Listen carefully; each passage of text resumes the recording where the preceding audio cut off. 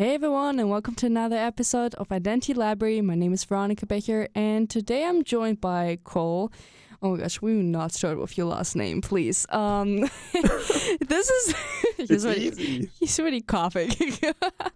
Yes, we have a sick person in the studio. And like you all know, we always start our episodes pretty late. It's literally almost 9 p.m. But that's okay. That's what you get from spontaneous people, right? So welcome to the stage, called the Victory of the People. I'll let you know why the Victory of the People. But do you want to introduce yourself maybe to the listeners and stage? Absolutely. My name is Cole Hood. I am from North Carolina, and I'm a student at North Carolina State University. And I have Instagram, and Veronica posted something on Instagram saying, "Who wants to come on my podcast?" And like everyone else on earth, I love hearing the sound of my own voice. So I said, "Veronica, I have a great story.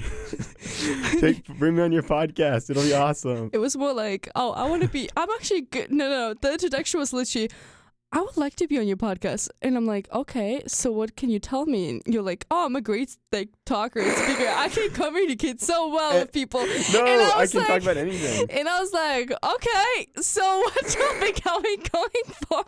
And so that was the most spontaneous and also interesting request that I've gotten so far. So I was like, yes, why not? Identity with the, pilot. My identity is an excellent communicator. That was too fast. Okay, we haven't even talked yet. Sorry. We're getting right to the end of the podcast. Okay, everyone can go home. Thank you. Thank you for listening. So enriching. Jokes aside, yeah. What are you studying? I am studying for a Bachelor of Art in Economics, but I wasn't originally. What happened? The reason I'm laughing is because I have switched majors about 20,000 million times. How many times? Officially, I love the pause. one, Let's just think and two. count. Okay, I think officially only 2 or 3, maybe 4. I don't know what counts, but I am on the track to get a bachelor in economics and graduate on time. But I originally went into college at a different school, and I was just in the general business program. And then I met a bunch of friends that were engineers there, and they convinced me to transfer majors and get an engineering major. And people don't do that, and there's a reason that people don't transfer to engineering majors, because in the United States, if you enter college without a boatload of credits, it's really hard to graduate on time with an engineering bachelor's degree. And I had no idea, so I just switched to engineering, and then didn't realize that it would take so long. Anyway, I realized that it would take me way too long to graduate, and I switched back to business, specifically economics. I almost did computer science. My mom convinced me not to. Almost these parents. I'm sorry.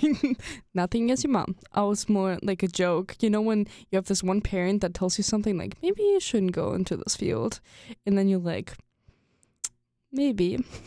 You know, I wish that I had taken their advice more in some ways. Oh my gosh. They're older. They've been through more of life. I always say, when people say, oh, I don't listen to my parents. Well, I think the greatest lessons we've ever experienced is when we don't follow someone's advice and we actually do the same mistakes. It would be so much easier to just tell everyone all the mistakes you've done. These sentence structures are crazy. Whatever. All the mistakes. We can switch to German. Let's switch to German. I'm just kidding. I could not. Let's switch. Give me a year to learn German and we'll redo this. No, we're not doing that. German. But basically, just if you could tell anyone everything they've done wrong in their life, you would still not listen. They still wouldn't listen. Yeah. Yes, and the moment you actually commit the biggest mistakes in your life, you come back and you're like, I don't know if I want to acknowledge and tell my parents that I actually didn't listen to their advice. I would probably never tell my mom fully on how many times she was actually right. Yeah. Let's just keep it this way. Hey, you need to make your own mistakes. That's an important part of life. Especially while you're young. Especially when you're young. Yes. So Advice from a 21-year-old. beautiful. So what happened afterwards? You were in computer engineering, and then you switched. Where did you switch to? I was doing mechanical engineering at a school that's about 2 hours away from here. And I switched back to business, and then studied abroad, and then transferred to NC State immediately after studying abroad. So yeah, pretty wild. But And then you call me being wild with my story. Just saying. Just saying. Well, I mean, at least you didn't waste credits, I assume. I have a lot of wasted courses that I took. You could literally listen to another episode that I recorded where we literally discuss if we think things are wasted or not if you go to college. Yeah. But I feel like See what you mean. I still agree that you'll learn things for yourself, and even if it's not the course content, that's fine. The waste would be studying something that you don't want to study. You would be going down the path that you don't want to do. That would be a waste. But you don't know what it is sometimes. Yeah. So you still go towards that degree. Switch if you have to. Yeah. But yeah, why Victory of the People again? Just for the listeners. I don't know. You told me. We literally just discovered talking about the last episode. We were literally talking with Abdullah about the meaning of names and the origin of our names. And we decided to look up what Cole means. And apparently Cole is the victory of the people, and Veronica means the victory bringer. So we kind of related. Just realized that, yeah. So we're in Alabama. I'm sorry, my dear friends. Sorry. Jokes aside, let's just actually start the proper. I hope everyone is now relaxed, got their cup of coffee and tea. That's crazy. Broke the ice? Have you not heard that expression? No. Wow. Breaking the ice is a... Oh, like broke... Oh my gosh. I thought like not ice, but actually like ice. Like what you see. And I was like, wow. We broke the ice by being so incredibly ugly. I was like, why would you break your eyes, but not the ice? Oh my gosh, this is such a misunderstanding. Cultural misunderstandings are funny, but... Starting off now, finally, and switching over to your actually episode, because it's not about me, it's about you. You want to just start off with like, why did you want to be on my podcast, and what is something that brought you where you decided to be, my dear friend? Yeah, I guess we're supposed to talk about airplanes, right? We're supposed to talk about that topic. Right, but the ice was just so prominent, we will literally just... too much. Yes, we had to break it. If anyone ever read the book The Sandman, read it. You understand why I'm talking about ice. It's a literature book, but it's not really ethical. It is fiction. It's a really famous The Sandman, E.T.A. Hoffmann, written by a German actually man that loved dark romance or dark romantic books. It's like a genre, and he was like literally using ice almost in all, like on all pages, in each sentence. I would get sick of ice reading that. The ice is broken. So I'm supposed to talk about getting my pilot license, because that's that's one of the most significant things I've done in my life, and that's what this is about. It's about who I am. So let's get into it. The first thing I wanted to say is that I need to explain the entire thing. This is going off the rails. Too many idioms. Too many. Okay. How do I explain this to you? You are from Germany. Yes. But you spent some time in the United States Yes. when you were younger. Did you have experience with the culture of general aviation in this country when you were younger or recently? I love how we're switching. You're the interviewer now. No, but I actually have a friend who lives in Berlin and Hamburg at the same time. Don't ask. Who is into like flying and being a pilot. So did they ever take you in the airplane or No. take you to the airport? I'm scared of heights. Okay. But I would love too. to. What? My grandpa is afraid of heights, but he's a wonderful pilot. Oh my gosh, that's crazy. Wonderful pilot. But I'm not scared of flying actually on airplanes. Like if I'm flying back home to Germany. Yes, I'm not scared of it at all. Actually, some people are. I'm not really scared. I like it. It depends how you fly. Well, in the United States, um, as part of our culture, we have a general aviation industry, and unlike in the European Union, in the United States, flying small aircraft is attainable for people of the middle class and whatnot, and obviously people that have more money. It's much more expensive in the EU. So that's one thing that you can take away from being in the United States is that aviation is popular here. It's part of our culture of individualism.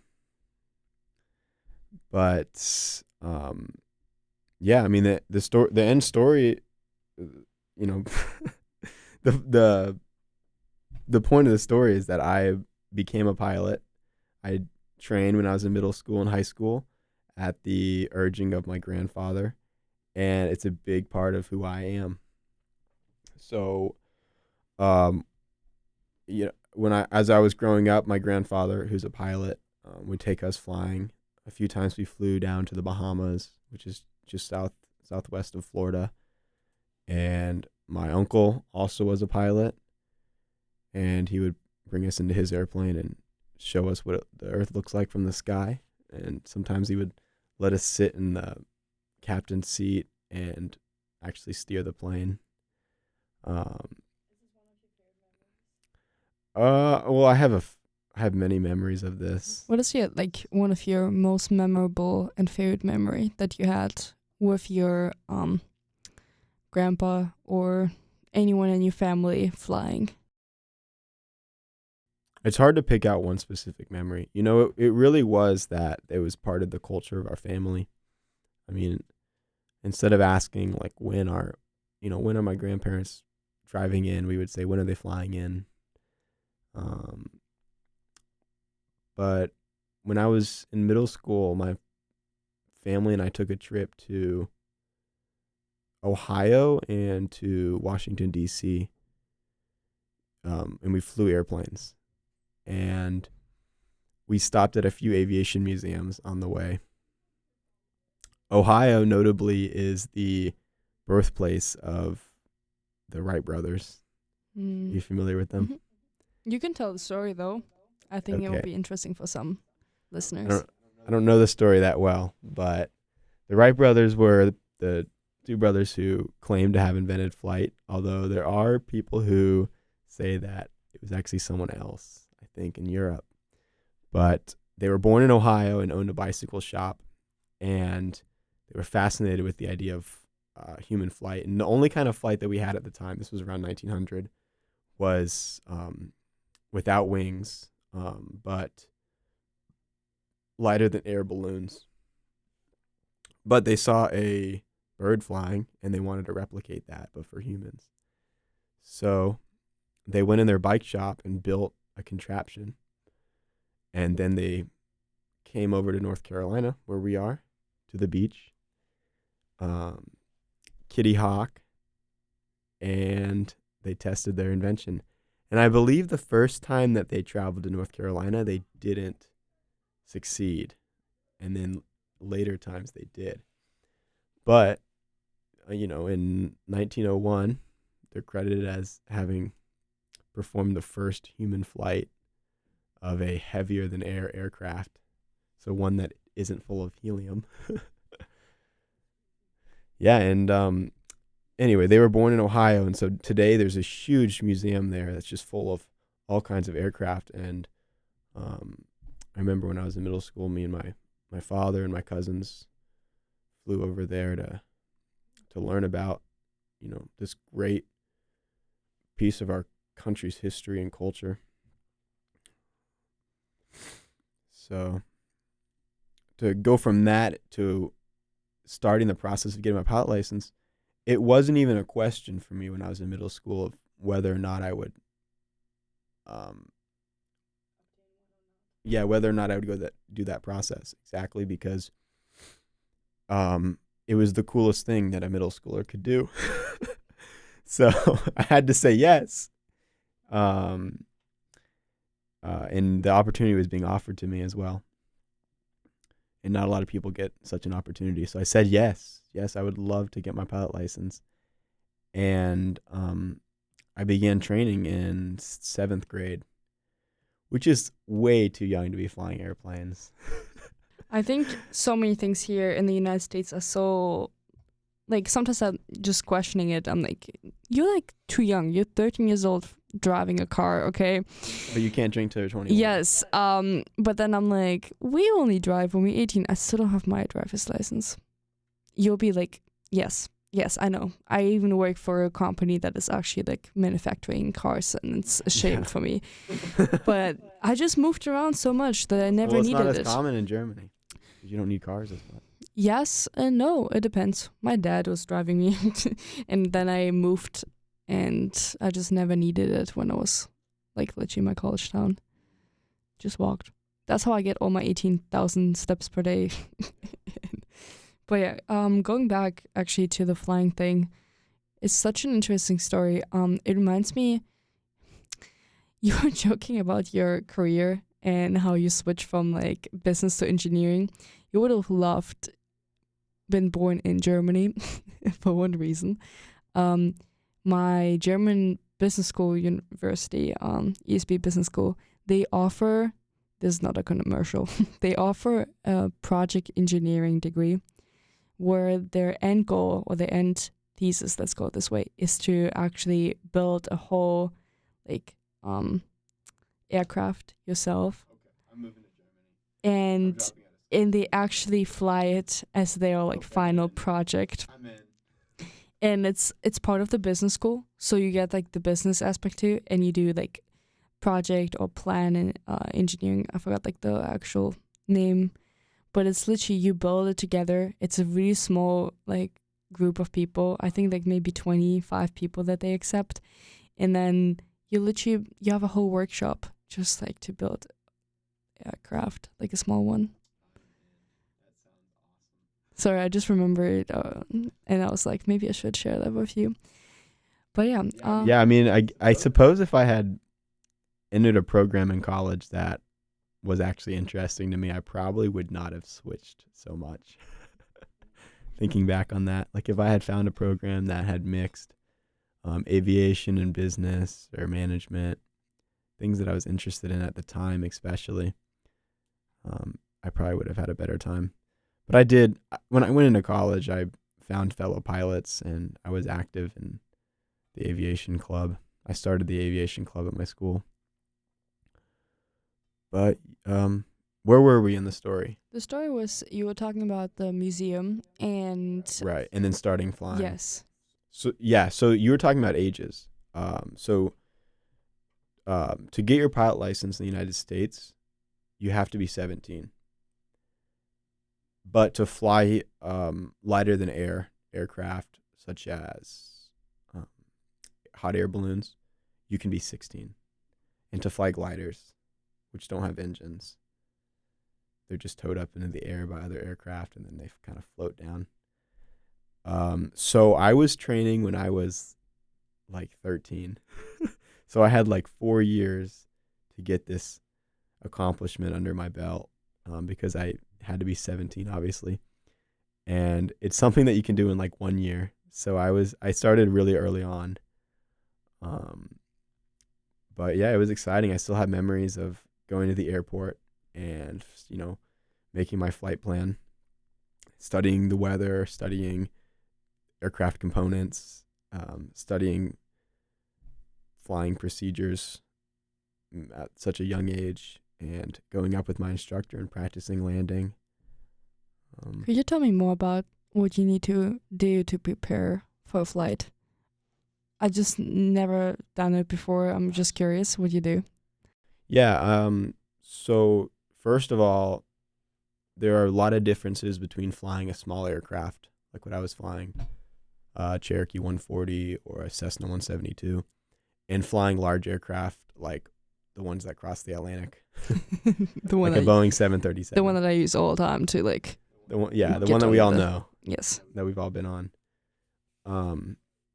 But there are also similarities.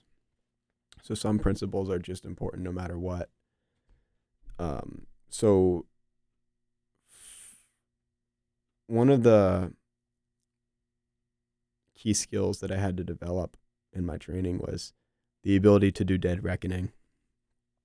So essentially, this gets a little bit complicated, but I'll try to explain.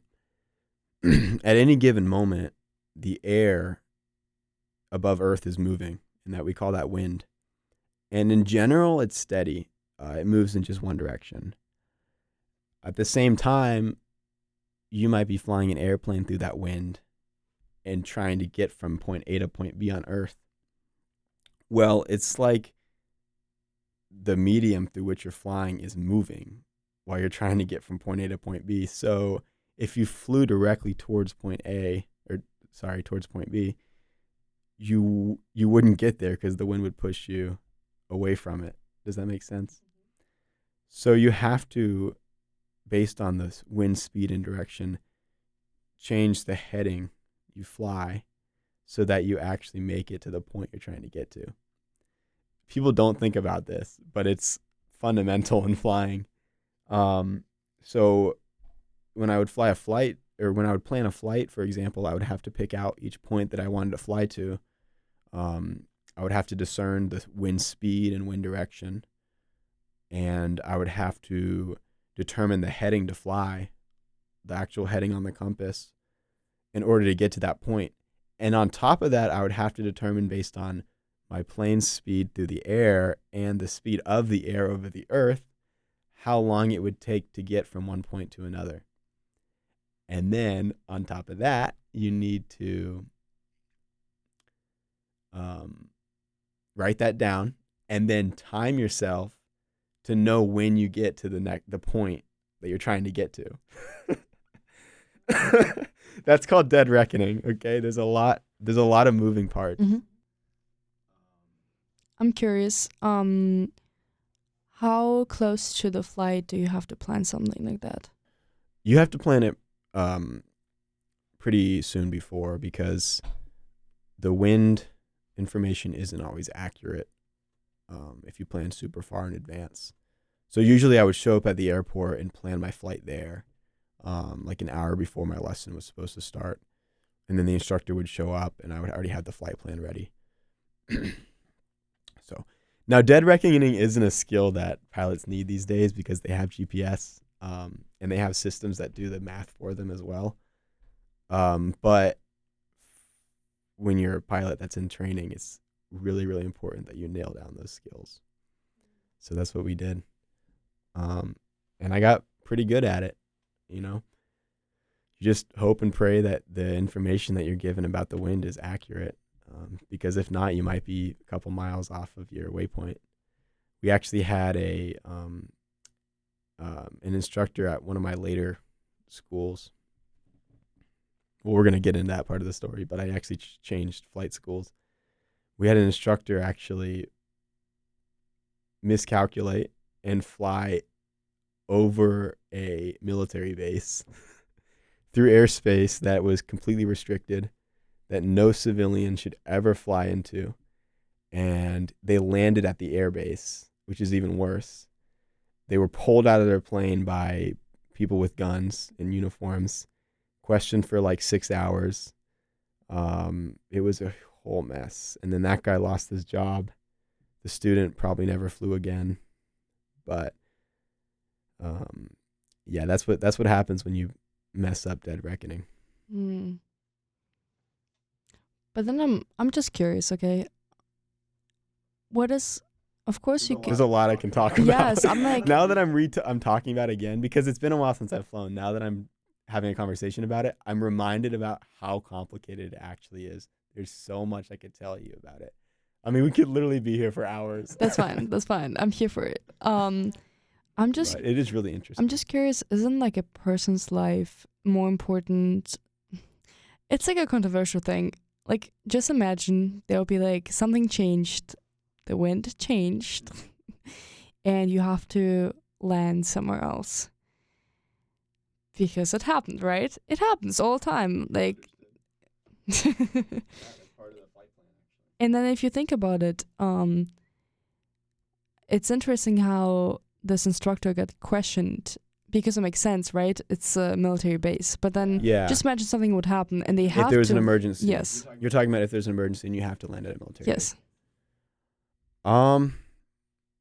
base. If you are flying a plane and you have an emergency, you can declare that over the radio station for the area that you're in, and the air traffic controller that's listening then allows you to take all necessary actions to save everyone in the aircraft. Yes, land. So you can land anywhere that's safe. So, and you have to say Mayday 3 times. Mayday, Mayday, Mayday. I don't know. I think you can also say Pan Pan 3 times. I don't know where that comes from. That's just what they say. But if you say Mayday, Mayday, Mayday, you get permission to do whatever you need to do to save the lives in the aircraft. So if the instructor did say Mayday, Mayday, Mayday, he could have landed at the military base and not gotten pulled out of the aircraft with uniformed men with guns and questioned for 6 hours and gotten in a lot of trouble. Yeah, he should have said Mayday, Mayday, Mayday, but he would have had to have a legitimate reason, obviously. But yeah, it's common for people to when they lose their engine or they have an engine fire to land on highways and things like that. Do whatever you can to save the people in the plane. But emergencies don't happen often, obviously. They happen though? They do. I always joke, it's like people are always scared to fly, but there are less accidents while flying than car accidents. Yeah, I've seen statistics like that. And they exist. So it's like people are always worried because it's something maybe unnatural. Oh, I'm like off the ground. But then there's so many accidents daily, like in your car. Well, it's different because when you're driving a car, you're surrounded by other death vehicles. Because when you're in the air, you can't hit anything. Oh my gosh. It's like an empty road. I need to tell you this story. Okay. I know this has nothing to do with flying, but it reminds me every single time I learned this thing in class, and it's so interesting. Do you know what jaywalking means? Jaywalking, why we name it this the way we do? This is the weirdest version ever. There's this thing, I think it's like 80s or something, 90s, I don't know, don't name me down, I think even earlier, but basically jaywalking has something to do, because you mentioned how all the deaf mobiles are next to you. Yes, there's this really famous not picture, but it's like someone drew like just a little sketch, something like that, like to use it. And it's basically when the first vehicles were invented and people were actually buying them for daily use rather than just for commercial purposes or like sports, etc. It was really interesting because there's this picture where people were so scared of cars, and they thought the reason why cars are evil is because they kill people. And there's this picture of this evil car that is standing on top of the kind of like a hill, and this human being that sacrificed babies to him. And so it's like... Sacrifice babies? Yes. So it's like a human sacrifice. And the reason for that was because people were jaywalking all the time. And they were not thinking about the fact that, oh, there's a car. So they were just walking. They didn't care about the car. So cars were just killing people. Like this. Yeah, I do that sometimes. It's bad. Like I'll just walk in front of cars. And then you resurrect 1,000 times. Yes. And so jaywalking was actually established by the automotive industry. It was a business practice. Oh, they probably lobbied for the law. Almost. What they did, it's not a law. They actually decided to create a whole propaganda type of thing, or like more like a social experiment. All the police, the police would run around, and every single time when someone would walk over the street, they should shout out to this person and be like, "You are jaywalking! How dare you!" I know, I've heard of it. Oh yeah, and then everyone would look at them look at this person and feel so ashamed of doing it that they would never ever do that because of the social pressure of people. The shame. Yes, they would use emotions to actually like teach people to not do it. But the car lobby in this country is powerful. Yes. But coming back to actually airplanes and aircrafts and everything else, have you seen this movie?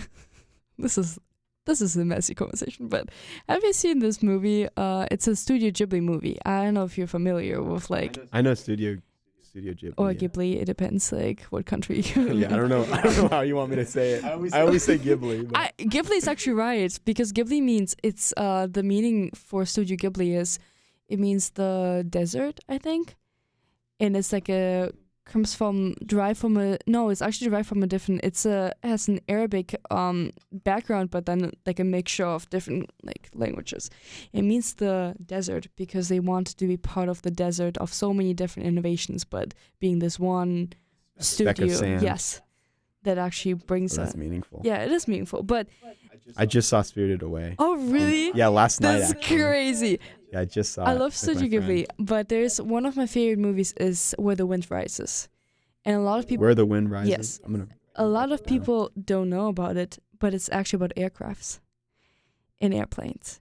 And it tells a story about this man who is a young man engineer who wants to be the first to actually construct in Japan. So it's based on half a real story and half a like not real story. And yes, to be like an engineer. And so it goes back to this one guy that is an Italian engineer, and they bring in this character of the builder of one of the aircrafts. And like he's talking to him all the time and consulting him about the ideas and aspirations while being on the aircraft. And it's a really sad story too. So it's a happy and sad story at the same time, because he has his wife who has I don't know if cancer, but she has or tuberculosis, but it's really sad too. But the meaning is him trying to be the first innovator because he's so passionate about flying that he believes there is a way of us flying, and he will do everything he can to be like successful in even though he was just a random boy in school. Yeah, I mean, it's truly magical, flying. That's one thing I haven't talked about yet, but the feeling of being in the air and partaking in such a incredible feat of human engineering is like no other. Yeah, it's not the same feeling as being in a commercial aircraft. I wish I was current and proficient. I would take you flying. But I haven't flown much recently. But yeah, it's truly a wonderful feeling, and it's something that makes me really proud to be an American, because I know that it's a big part of our culture, and it's big in other countries too. It's big in Europe mostly, and yeah. My hometown in Germany. Like you said you have your friend. Oh, You said you have your friend that's a pilot. Yes, I have a friend who flies, but also my hometown, we would always see pilots, like these small like aircraft, specifically flying around like close to our apartment, and it would be always so funny because people like wave to them all the time. But I think it's so nice. No, actually, like my friend, he was Moritz. He's the first person I've met randomly that was interested in like being a pilot in general. And it just, I don't know, something I didn't really think about much as a hobby, but people are really passionate about it. Yeah. And well, it's a big deal. I mean, aerospace is just, it really is cutting edge technology. It still is magical. I know I keep saying that, but. No, that makes sense. It really does. I'm curious, so would you say you found this passion?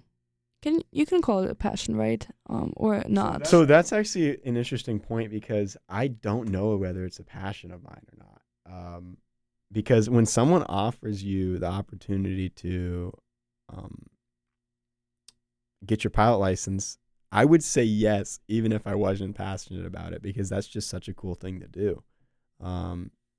So I don't know if it's exactly a passion of mine. I mean, if it was something I was dying to do, then I'd be doing it right now. But it's just fairly expensive. So I prefer to allocate my money for other things. But go ahead and ask your question. Assume it is a passion for me. It's something I'm highly interested in. But would you say a passion? What is for you a passion? That's maybe the question. That's a great question. For me, passion is something that makes me lose track of time when I'm thinking about it. I'm a really curious person, and I think that I'm passionate about things that satisfy my curiosity. So I would say that at a certain point in my life, it was a passion because it did satisfy my curiosity. I mean, there was nothing more interesting to me than how planes worked and how pilots did their job, and how to become a pilot. So yeah, I think it's safe to say that it was a passion. It taught me a lot going through the process of training about science and physics and weather and the world of aviation in this country. But yeah, I mean, I'm trying to think of, what do you think passions are? What are you passionate about and why? There's got to be a couple. I don't know. I'm passionate about a lot of things. I don't know if you're asking. It's interesting how you ask me questions back, and it's like, it makes me think too. Well, I'm curious. I'm just trying to discern the truth. I don't think there's a truth. What is a passion? I don't think there's a truth. I think passions can change throughout the years. Something you were passionate about when you were 10 might not apply when you're 20. But there's also a distinct difference between you're passionate about something but you don't have the time for it. Like, for instance, I like a lot of things but I don't always have the time to do it. Doesn't mean it's not a passion. I think there are different types of passions. So something you're passionate about as a hobby, but you would never have, like, you don't want to have a job in this passion field. I think when you said you feel like it's something that makes you lose track of time, that's the best description. Even though there are 1,000 definitions of how you define a passion. It's just, I feel like it's something that makes me feel fulfilled. And something that I do, and it doesn't drain me as much. Because it fills me up. Like, it fills my cup, if that makes sense. Yeah, I know what you mean. I feel like everyone has this anxiety, maybe that's the wrong word to use, of that stems from worrying that they're not doing what they need to be doing in life. And if you follow your passions, then it does fill your cup and it makes that sort of go away, that feeling.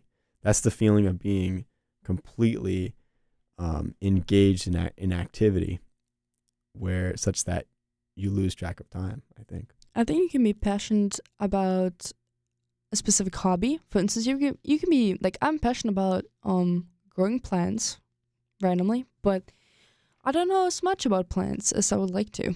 But then I don't want it to be my job. See, that's why I say that that passion is tied to curiosity, because you're passionate about plants, and as a consequence, you want to learn more about plants. That's why you're getting that minor of yours. True. The horticulture minor. Yes. Right? Yes. And then the other thing is, I think, if there wasn't passion there, then it wouldn't be something you want to learn about. Go ahead. I don't know. That's like another question that I would think about. See, there's something deep about that your passion is tied to curiosity. At least for me, I feel like that's the case. I think you can be curious about something that is not your passion. But not in the same way. But I see what you mean, though. I see where you're coming from. Because sometimes you discover it's a passion without even knowing it, through having just curiosity to know about it. You're right. Like, it's a healthy curiosity about just random stuff, everything. But I do see the point where you're saying you become curious even more because you feel the passion behind it. But then passion can be also like, I'm really passionate talking to people. I just love talking to people. I love meeting new people, traveling and just having the most strangest conversations. But then that's something also not I will have a job in. Like, it's also not a hobby specifically, but I still, It's something that fills your cup. yes, like inspires me. Yeah. We actually, really interesting thing. I just came back from a leadership weekend. Let's go this way. It's this program called CCL, Creative Center for Leadership, with us in Greensboro, locally here. And one thing they talk about is the Clifton Strengths. I've heard of this, but I'm not sure exactly what it is. A lot of people do the Clifton Strengths in their freshman year of college. And it's literally just an assessment similar to MBTI tests and all these tests that people just do. And it tells you out of billion combinations that you're going to have, your top 5 or top 30, whatever it depends, which one you do, strengths that you have. And they explain really well what you need and what you're good at and what you maybe like what you need to improve at, but it actually focuses on your strengths. And then also what type of collaborator you are. And I realized for the first... What'd you get? What was your result? You want to know? Yeah. Well, I feel like I could guess. No, I don't think I could guess. My top 5... Well, first is communication. But that's the thing. It is a strength. Being a communicator, meaning you express yourself to others. You like having... It's actually... It called me out on so many levels where I'm like, oh my gosh, this is bad. No, seriously, they were like, you like talking to strangers. And I was like, oh my gosh, I feel like this is crazy. This is like, I never took these tests serious till I realized that they have something that resonates with me so much. People don't think too much into it. And the interesting thing about the Clifton Strengths test is apparently according to like scientists, the top 10 will always be the same. They will all, like your top 10 strengths will always be the same throughout your whole life unless something major happens that tremendously like shapes you so much, then things can switch. But all they do is just switch around on the like placements. So maybe number 1 is not so number 2. They don't even get replaced by something else. They just they just move between these. Yes, between these. The top 10 stay. The top 10 stay the same. Yes. And that is interesting. It's so interesting. And so my second thing is strategic. Thinking about the big picture, being really strategic. Really like it's this having 1,000 ideas and putting them all together. Input, collecting a lot of data, but not like data analysis, but rather information from people, stories. These go together well. So far. Things that you like to do, learn about others. The fourth was kind of a really funny name, is woo. It means win others over. You create a positive, create a positive atmosphere for people so they feel comfortable being in it and make them feel like they can actually contribute to the conversation and connect so well that people just open up to you about anything almost. And then the last is individualization. So find people that are so different from you because you want to learn more from them and actually connect with people from different cultures and backgrounds. Now I'm actually curious what your top 5 are, but you have to. But it explains to you even the categories you're in, like how you approach group work. Yeah, what was your collaborative? Like the collaborative is more like the group work thing. And so I'm an influencer. I'm actually like, this is an interesting thing. Usually you have one type because these categories, these strengths are in different 4 categories that you can like classify in. And I have 2 that are like actually mixed in, and technically actually 3. I'm missing the executive one, so it's like actually being really like focused on the small scale tasks and just like focusing on these and actually doing it right away. If you see a task, you just do it. You just jump into it. But I'm a strategic thinker, so someone who thinks a lot about the big picture. I get the idea, but then I don't know how to implement it. But I have the idea. And I'm an influencer, someone who works well with people together, but also it's not only people. There's a relationship builder. That's the last point.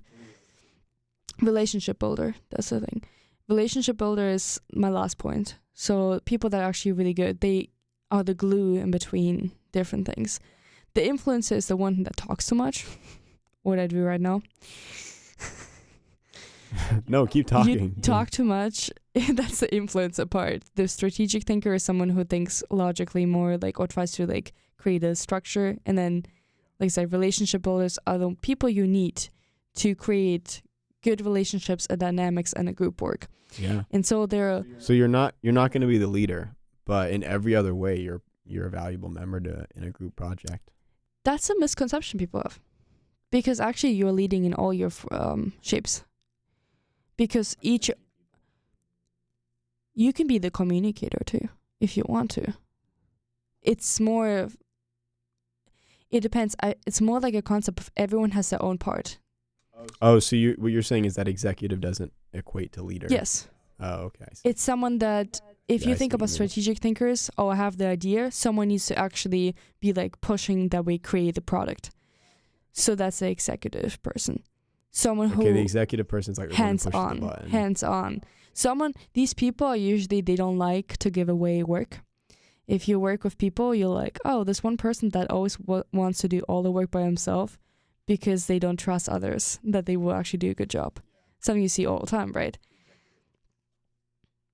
It's an interesting thing. Whatever. We just drifted apart from pilots, but I think all good. This is a interesting conversation as well. It's yeah. I still have a lot of story to tell too. So we can spend a lot more time. We should go back. Should go back. But no, that's and I think that's why it's really interesting to learn about yourself, but also leadership skills. What is your passion? What is something you value in life?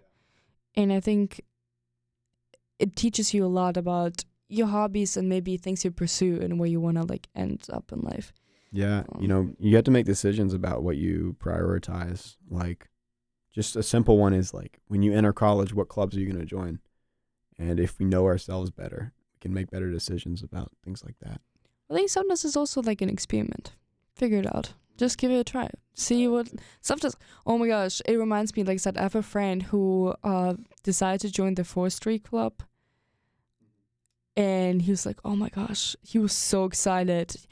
Can you imagine? You have this tree trunk in front of you, and all we do is try to cut it. And I'm like, oh my gosh, this is crazy. You're a journalist, man. What is happening? And it's he was so passionate about it. He was so, and it just inspired me to. And it wasn't related to his major at all. No, and this is exactly what I think makes you I feel like passions are what people's eyes shine. Do you know what I mean? When you look at someone and you just know the person loves what they are doing. It's good. But maybe back to the aircraft thing. Now I just realized it's a passion. I shared to the whole world my top 5 strengths, and that's crazy. That's a weird feeling. I know, right? What would you say are the top 3 things that you've learned from your experience flying as a pilot, and even on a personal level, what is something it taught you?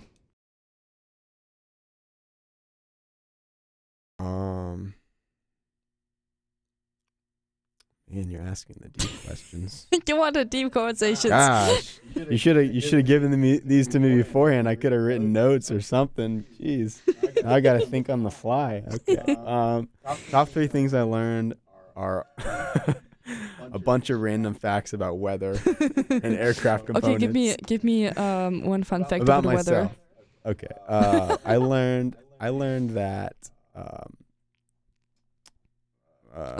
Cold fronts are indicated with lines that have teeth in them, and then warm fronts are indicated by lines that have sort of semicircles in them.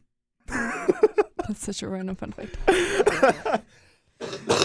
Dies instantly. Pardon me. So no, but 3 things that I learned about myself and about the world. One big thing that I learned, it's not really something that you learn, but it's something that you come to understand, is that you are capable of doing things. There are things that seem unattainable, but they just are attainable.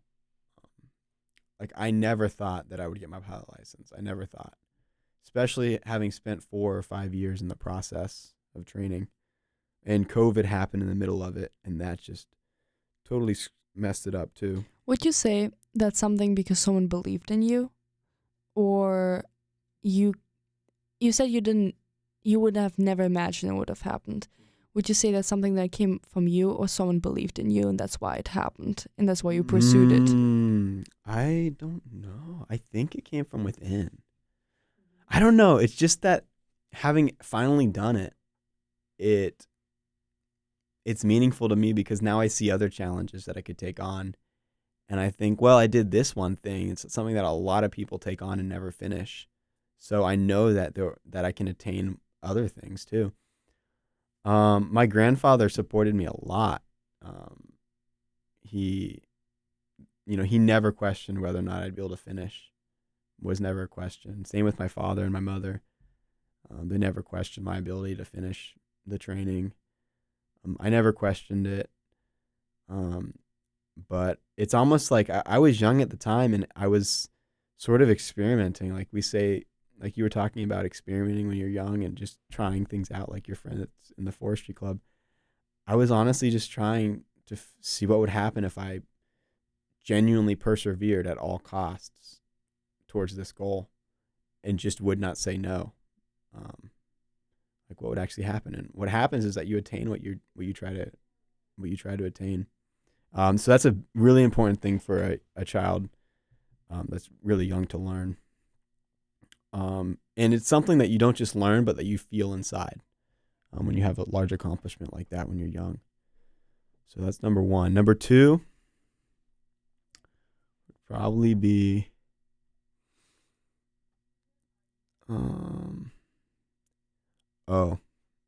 the ability to make decisions. Oh my gosh.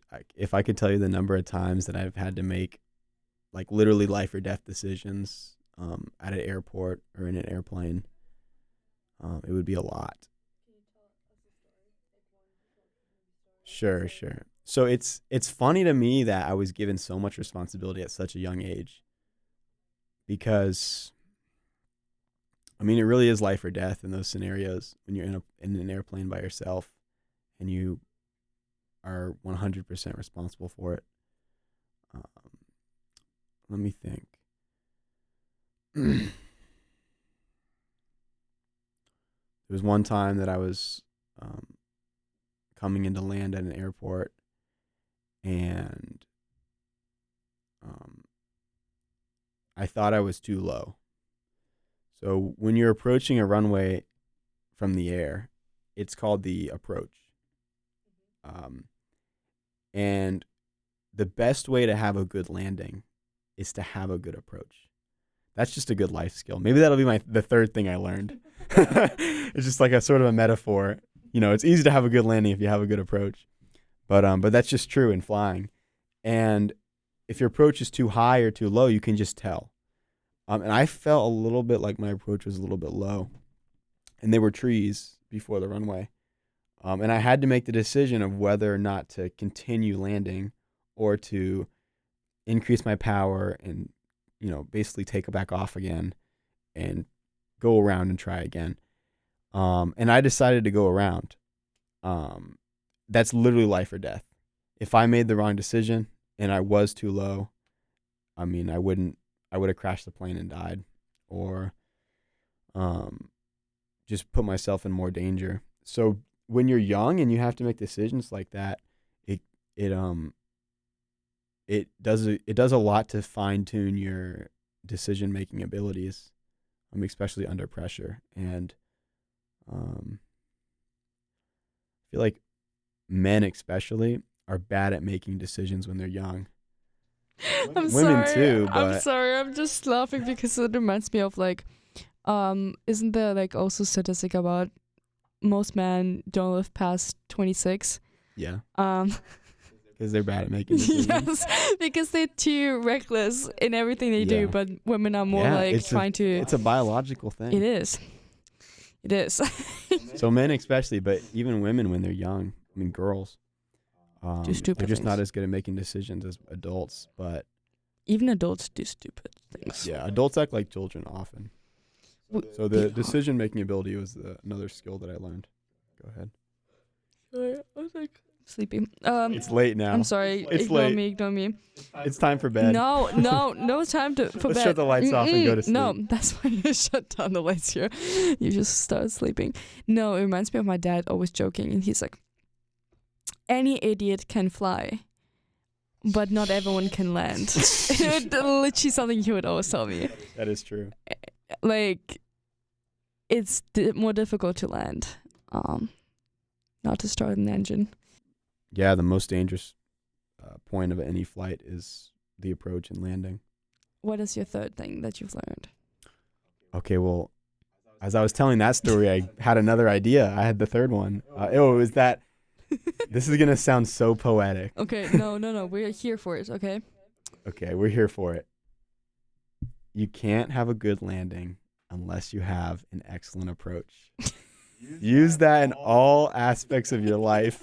I'm gonna name this episode. Have a good approach. Have a good approach. It's true though. It means that your mindset when you enter any activity that you do, any task that you take on in your life, determines how you perform in that task. And that's unavoidable. It's unavoidable. So that's one thing that I learned from flying. If you're too low, too close to the ground as you're landing, it screws you over when you actually try to have a good performance in landing. And when you're too high, I mean, you just can't salvage it. So, and anything that you take on, have a level, even disposition toward it, and think positively no matter what. I'm about to die. Let's think positively. The approach. It's sing a song. Wait, what? I said, you're about to die. Think positively Yeah, and think sing a song. positively. What would be a song you would sing if you were about to die in your little aircraft? I don't know. Do you know a lot of American music? I do. I would sing. It depends though. I would sing "Danger Zone," the song from Top Gun. That's Highway to the danger zone. Do you know that one? Yes, I do. Have you seen the movie? Actually, no. Okay. That's a classic. Top Gun's a classic American movie about flying. Oh, we're flying. Yeah, and then the new movie came out recently too, Maverick. Oh, true. Yeah, did you see that one? Mm-mm. Oh. Not yet. This actually. Okay, you have 2 movies to watch. This now. a different movie. You should have been here when I was struggling 2 days ago to find a movie, and I was like, oh my gosh. You know when you know what you want, but you can't find the right movie? That's me every single time. Sometimes I'm like questioning. I'm like, are they Like you can't remember the movie, or you can't find one that like fits the is exactly what yes, you need. the second one. What you need What do you emotionally. need emotionally? I was like, can we just have a whole like folder of just wholesome movies for your soul when you just want something that will warm you up, but you don't want something cliche that's just like a love story, and you're like, oh my gosh, I don't know what to watch, but then I don't want something that will, I don't know, make me think too much. No, I was thinking there's a new movie that came out. It's about not the aircraft, it's about the balloon. What's the Hot air balloons. Thank you. It's like, How do you call them in German? oh my gosh. I'm You just just said something and my brain is like, I don't remember in what language we're speaking. kidding. Yeah. Wait. Hot air balloon. It's okay if you don't remember. This is like right now a bad moment. I'm just actually thinking because ballon is like the normal balloon, and then we need to check this. My brain is just shut down. This is how I'm not We also call them zeppelins in English. Zeppelin. We could say Zeppelin. But that's sort of different. That's than a hot air yeah, balloon. they're like a different shape too. Mm-hmm. Yeah, hot air balloons are smaller. Zeppelins are big. Have you been on one before? What, a hot air balloon? Mm-hmm. I have not, but I have been to a festival in Albuquerque called the Hot Air Balloon Festival. There's okay, where's it located? Wait, how far? In Albuquerque, New Mexico. Oh my gosh. It's every year. Oh my gosh, you should look this up on the internet. Heißluftballon. Oh my gosh, it took us so long. It's literally the same translation. Oh my. Heißluftballon? No. Heißluftballon. Heißluftballon. Heißluftballon. Heißluftballon. Heißluftballon. What? My pronunciation is pretty good. For once, one that is picking it up. confident about their German skills. Oh my gosh, that's so crazy. No, I take it. There is a new movie that came out, and it's literally about the first expedition that was one of the highest ones in like history. And I love that movie. I forgot the name. When was it? When was it set? It was. And where? I'm curious. Oh my gosh, it's been a while that I watched the movie, but it's like basically Really it was curious. literally about this performer lady that was really famous, and she ended up going as the first woman what people would just criticize completely on a hot air balloon expedition because she previously been on one, and it's like based on a true story, and she was there with a really famous like he was a researcher, and they both went on this trip. And so this lady that is a performer makes everything look like so fancy and like it's in the newspapers, but she's actually an expert in flying. And one of the first ones that because her I feel like I remember this story. I'm like, Oh my god. it's just like I must have seen it's the movie such a long a time it's ago. such a good movie, and it's What's it called? well, I need to look this up. This is the moment of the day. There's something Oh, so the artistic aeronauts? about a hot air balloon. Aeronauts? The aeronauts? Yeah. 2019. Oh, it's recent. Yes. Okay, I'll have to watch that And one. it's now you have also a movie to watch. It's literally about the scientist that was trying to like predict. Okay, I remember hearing about this movie. And it was a really good movie. It's really like I don't know how to explain it. And it's feminist too, like. In a way, She it's was, not really. That's not the theme, but I think it is one of them because she was not taken serious since she's a woman, but she's the one that Yeah. actually knew how to fly one. She was an expert. And she lost her husband because he decided when they were trying to land, he decided to jump off to save her life. And she lost her husband because literally he decided to sacrifice himself while they tried to like land, and there was like a huge What a story. storm. And so she was in a huge depression, couldn't get it back to flying, and there was this guy that was so passionate about flying and like all the science behind it. From like, do you know, like, fun fact, maybe you know that there's a certain like height that you can reach where there is a whole bunch of butterflies, like because of the air. Are you serious? Seriously. So the thing is, I can't really explain properly as a scientist, but basically it's just certain like wind flows or like air flows that are warmer or colder or depending like, and so really, really high up when you like literally almost reach the specific like region where you shouldn't be in because everything's gonna freeze.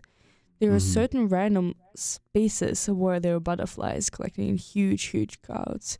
And they collect there because of the weather? I think Because of the I temperature? think it's more than that, but that's like one of the things. It might be the air pressure Yeah. too. Maybe they like a certain pressure. But it's warmer too. That's cool. Well, I mean, I've flown a lot, and I have never seen a school of butterfly in the air.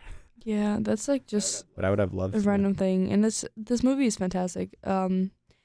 It's literally this lady saved both of them. I'm like spoiling the movie. Yeah, it's okay. But yeah, she's saving it. And the craziest thing is she saves this with her shoe. I feel like I spoiled them. Oh, You're like, interesting. what the heck is happening? Okay, stop spoiling it now. Now it's too intriguing. I'm gonna watch it. So. No, but it's a good one. It's a good one. It's really funny because I watch all my movies in Russian. just to maintain that language. No, because I used to watch it with my parents and we speak Russian at home. So Yeah. we only watch it in Russian, and it's easier to find movies that are translated in Russian. Don't ask me why.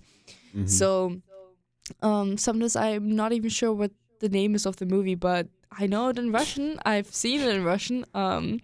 Fantastic movie. But I'm thinking also like another thing that came up to me randomly to share, but we're gonna switch back to your stories, I promise. It's H, your podcast. You pick it. That's what I was saying at the beginning, or when you texted me on Instagram, or when I texted you. Look, pick a topic. I'll talk about it. Pick any topic. There's Screw the airplanes. That's crazy. There's a whole science behind where you can sit on an airplane to have a better experience in an economy class. Yeah, it's the exit row. Because you have more legroom. Yes and no. Like halfway This down. is one of the points. Analysis of Veronica flying across the globe with only the cheapest seats that you can actually find is like that. So if you get sick because you can't just fly on an aircraft, you have to sit in the middle, like, because where you have the wings is the most stable. It will, If you get sick? like, if you get like nauseous Oh, if you get sick in the air. all the time, you Yeah. need to sit by the wings because it's the most stable. So book your that tickets makes if you can get it. If you want a best service, then sit actually in the back sometimes, depending on the like company, because the stewardess will probably most likely help you out if they also in the back. Yeah, because they stay back But there they don't usually. want to see others, like they don't want others to see how they serve food. So they will only help the people in the back. People on the way back. Yes, unless you're in like a really big business area. And then there's nothing like room, that's the point. But if you have a huge luggage, you need to book the tickets in the front, because less likely or more likely you will enter the aircraft as the first person to put down your luggage. So you'll have space. Yes, but you will most likely less have space, like leg room in the economy class, even sometimes in the front. It depends. So there are like different random things, fun things. I don't know. I just realized that over the years, you kind of accumulate random fun facts, where you want to sit, where you should sit, how you should avoid certain random situations. I want to sit in the jump seat.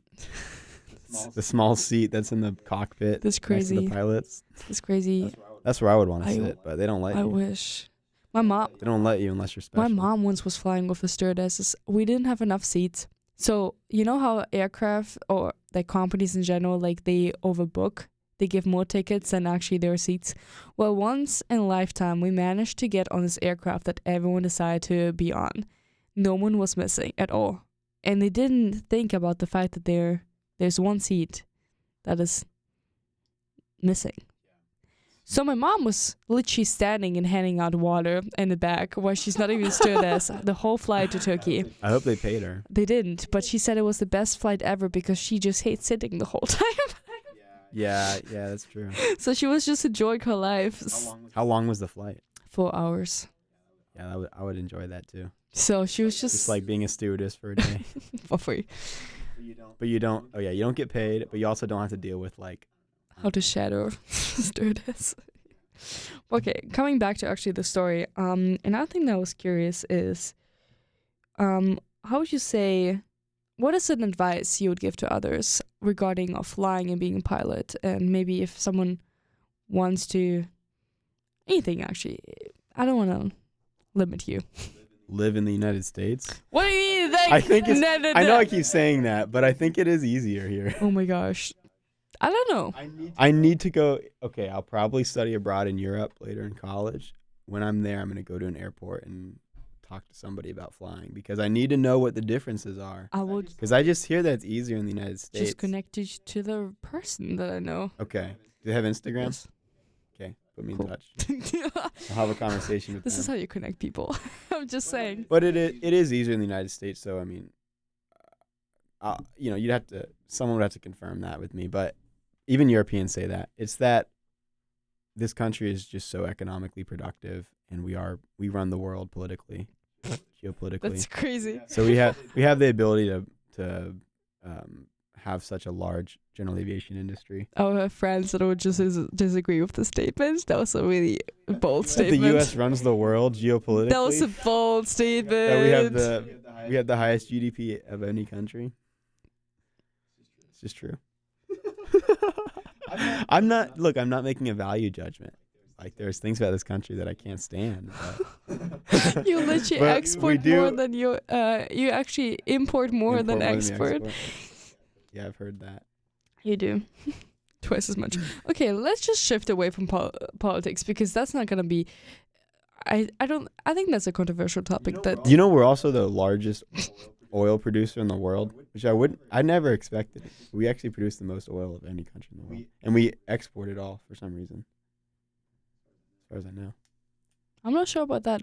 I can't tell you anything about it. It's like first us, and then like Russia, and then like Saudi Arabia. Venezuela's up there, but like I didn't know that we had that much oil. Anyway, yeah, but did you know that all of the general aviation gasoline that's used around the world is made in the United States? Mm-mm. So it has to be shipped to other countries. So that just increases the price of the hobby in general. So it's things like that make the U.S. the perfect place to learn how to fly. But the thing is about the prices. When you buy a ticket, there's already a risk percentage. No, I'm talking about general aviation, like small planes. Okay. Because even thinking about bigger aircrafts, there's a certain percentage already included in your ticket price, where they assume if gasoline or other like resources that are needed gonna increase, so they don't have to increase the tickets. It's like a price stability that is included. That makes sense, because you can purchase tickets like 6 months out from your flight, or like a year, and they don't know what the price of gasoline will be at the time. Yes, this is like a really complex, actually. One of the most complex things you can do is literally like the anticipation of risk management, and like realizing what could happen eventually based on different things in the world. I have a friend of mine who worked for Calgary, the airport in Calgary, and she was like the optimization manager, and like kind of like planning each route and what airplanes will land when, and like optimizing certain like processes in this whole like airport. Like, she was the one doing it, so sweet. I hope she got paid a lot. She was paid. She got paid. She got paid. I mean, that seems like a very valuable job. So it is definitely. Maybe like, I feel like we can talk about a lot, but this is an episode I talked the most. This is actually crazy, but no, keep talking. Maybe like maybe a little bit like drawing back wait, what was your advice? Oh, my advice was kind of silly. So I can give serious advice. No, it's okay. My advice was live in the United States if you want to learn to fly, because it's just cheaper here. It's another advice. Okay, but more general advice, when you're young, especially, take every opportunity that's presented to you. Don't question it. If someone comes up to you and says, "Hey, do you want to start a podcast?" or "Do you want to join our band, even though you don't play any instruments?" Or "Do you want to join our ballet team, even though you never danced in your life?" Just say yes, because screw it. Why not? I love it.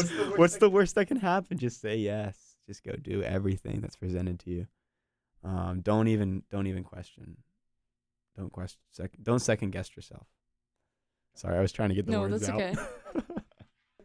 So COVID happened. So I was training in middle school. COVID happened in 2020, and my training had to stop, obviously, because just like hobbies like that stopped. The general aviation stopped. People stopped training. And then 2 years later, I actually worked at an airport for a while, a different airport than the one I was training at. And then I got my pilot license at a new school at that airport with a new instructor. His name was Joshua, and he was just a wonderful pilot and a great instructor. And that final year, I remember I was a senior in high school, and every day after school, I would drive over to the airport to complete my lessons, learn more about flying. And then I actually graduated high school in May of 2022. And then that summer, I just worked and took lessons, and I got my pilot license at the end of that summer before going off to college. And I was so happy to have taken the test and passed. And I think I was like 17 and a half or 18 at that point. And then I took my license and I used the privileges that are part of it. I took my dad flying. That was wonderful. And then I took my friend flying. And I haven't used my license since. And this is another thing you'll find interesting, but I'm not upset about the fact that I haven't used the privileges of my private pilot license since gaining it, because I'm proud to have gone through that process, but I can also at any point go flying. I just need to rent a plane from one of these flight rental schools and go flying. So I don't feel a lot of pressure to get back into the hobby while I'm in college. College students are poor. So that's the whole story. Why did you stop? Why did I stop? Okay. It's expensive. It's expensive. It's like $150 an hour at the cheapest to rent one of these planes. So if you fly an hour a week or 2 hours a week, that's what, $300 a week. Over the course of a year, you're spending, what is that, $600? Hold on. No. That's totally wrong. This is why no engineers and math people.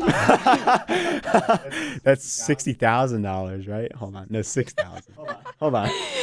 It's a lot of money. It's $150 an hour or more to rent a plane. And but I mean, I don't know what I'll do. I'm happy to have the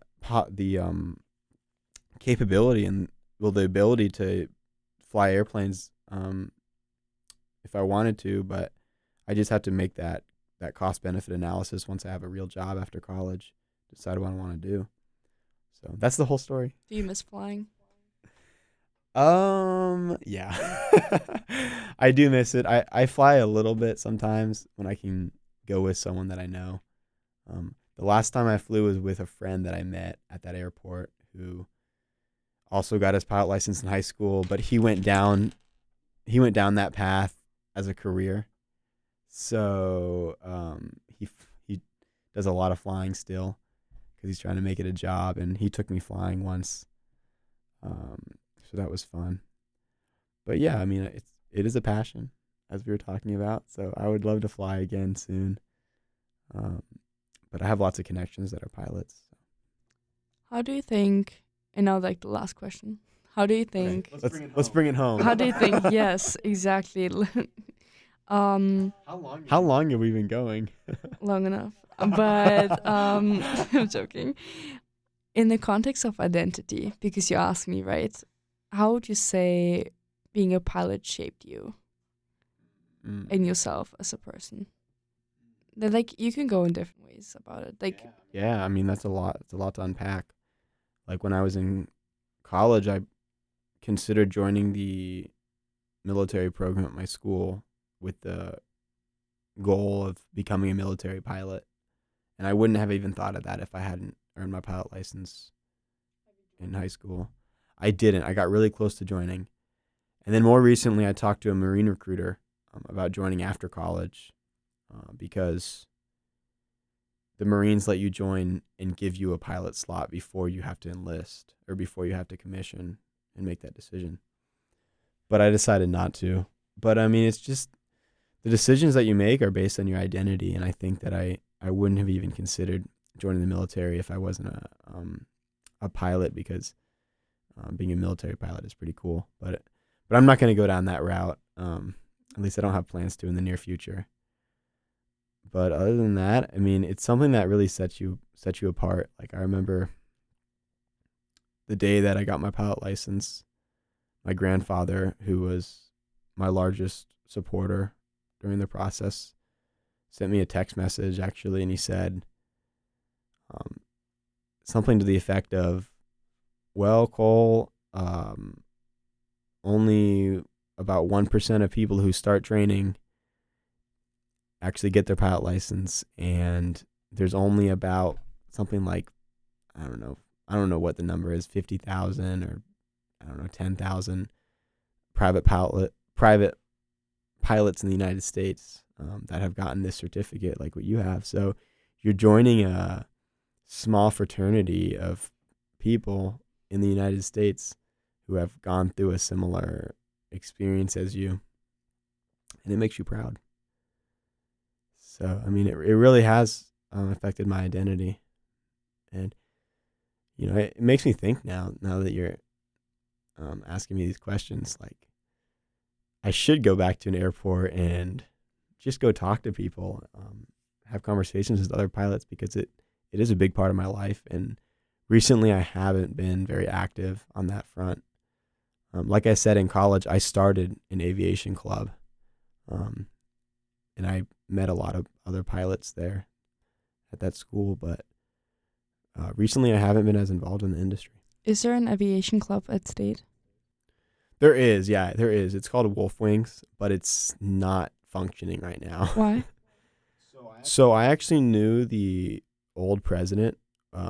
We met once. He works at the same company as my grandfather and uncle, and he graduated last year. They did, I think, a couple events while he was the president, and he passed the club on to someone else who I think is trying to become a commercial pilot. And I tried to get in contact with the new president, but he just didn't contact me. So unfortunately, it seems like there's not a lot of interest right now. Maybe we should spray paint the free expression tunnel and ask for aviation people. Pictures of airplanes. Seriously. But I know pilots that go here. I mean, I just met one recently. People that have their private pilot licenses or are just interested in aviation. Yeah, it should be a significant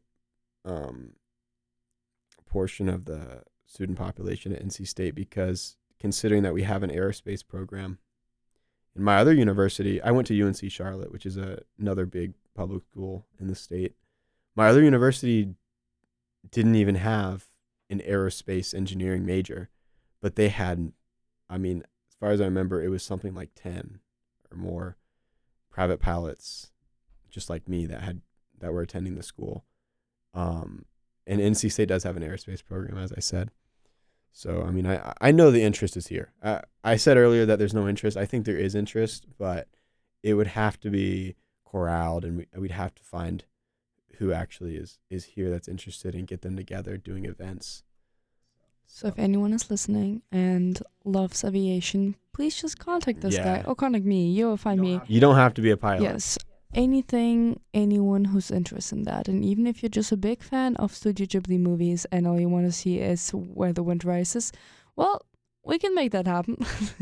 Get in contact with me. If you are a pilot in the Raleigh area, seriously, get in contact. I would love to make more connections in the aviation industry. So I don't know what my Instagram handle is, but my name's Cole Hood, so look me up. I remember, maybe a last fun fact, one of the students she graduated this year, and she was also in this dual degree program, but from the German university with, I think it's German-Brazil track, like to go to Brazilian. And she wanted... Your friend from Germany? We are more acquaintances, like I know her, but she really wanted to be a pilot. Her dream was to be a pilot. And so she started this whole journey to go actually into management, because it was like a way for her to like pay also to be like a pilot, and also like other ways. It's expensive to become a pilot. It's sort of like becoming a doctor. You have to put a lot of money up front, but the pay is good. What's the official name for like horse riding? I think it's like there's a equestrianism. Yeah, there's a specific term for it. It's the same thing with that hobby. It's expensive at the beginning because a horse takes a lot of money away. Yeah, I can imagine. And then I'm like questioning, are these hobbies or passions unattainable for people because they don't have the money? And how can we make them in society more attainable for people that are just interested in them? It's a good question. It's a really good question, and the price of flying an aircraft, even adjusted for inflation, has just skyrocketed over the past few decades, because the industry is changing. That's specifically in the United States. But yeah, it would be unfortunate if in 10 years it becomes even more expensive to take that on as a hobby. And same for equestrianism. And maybe like there will be specific passions or hobbies that will just be lost completely because people cannot pay for it, or like people that can pay for it just are not interested in it. And I think that would be a shame. But yeah. Do you? Yeah, for sure. I'm in agreement. Do you have like any last words? Something that you feel like you want to leave behind as a pilot? I know we didn't really talk that much into all stories, but I think there's always a possibility of talking in another episode about it. That's something you feel like you would like to share with listeners that might be interested in these things. I hope that my coming on this podcast has piqued your curiosity about aviation more. Get in contact with me. I'd love to talk about it with anyone that's interested. And if you are really interested, then go to your local airport and ask about it, and maybe go become a pilot yourself. It always helps to have more interest in aviation. I think that would help the industry a lot. So other than that, yeah, anyone's welcome to contact me who's listening to this. My name's Cole Hood, so look me up on Instagram, or I'm sure that maybe in the show notes you'll put like my Instagram handle or whatnot. But yeah, it's been an absolute pleasure to come on your podcast, Veronica, and I hope that this show is enlightening for people who are listening. Thank you too. I really appreciate it. And yeah, I wish anyone who's listening to this episode, thank you so much for finishing all this hour or something to get to this point. The real ones. Yes, the real ones. The real ones listen till the end. And I just hope that you have a wonderful evening whenever you're listening to it, or morning, and fly high, my dear friends. Thank you so much for listening, and fly high. Take care. Bye-bye.